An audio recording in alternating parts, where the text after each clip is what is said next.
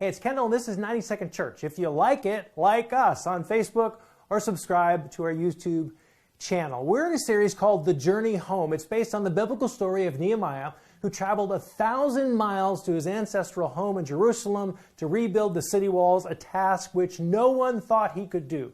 Each week, we're looking at a different word that describes not only Nehemiah's journey, but also our journey with God. This week's word is faith. Now, let me give you a little bit of background before we jump in. Nehemiah is the cupbearer to Artaxerxes, king of Persia, the superpower of its day. That means that although he is a slave, he's pretty high up in the government and he's highly trusted by the king. Here's Nehemiah 2, verses 1 and 2. In the month of Nisan, during the 20th year of King Artaxerxes' reign, I was serving the king his wine. I had never before appeared sad in his presence.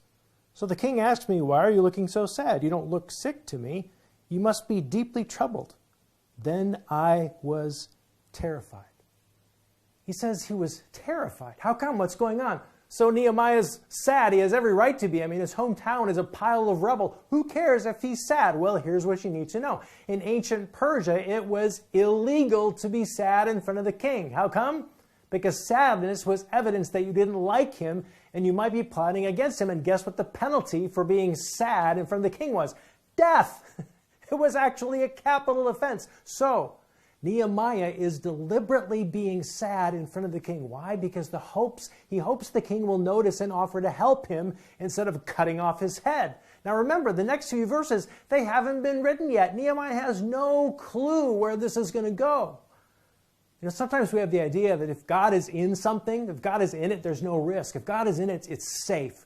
But listen, nothing could be further from the truth. Being in the middle of what God is doing is not safe. So if you're going to take a step of faith, the place to start is to ask, am I ready to be in?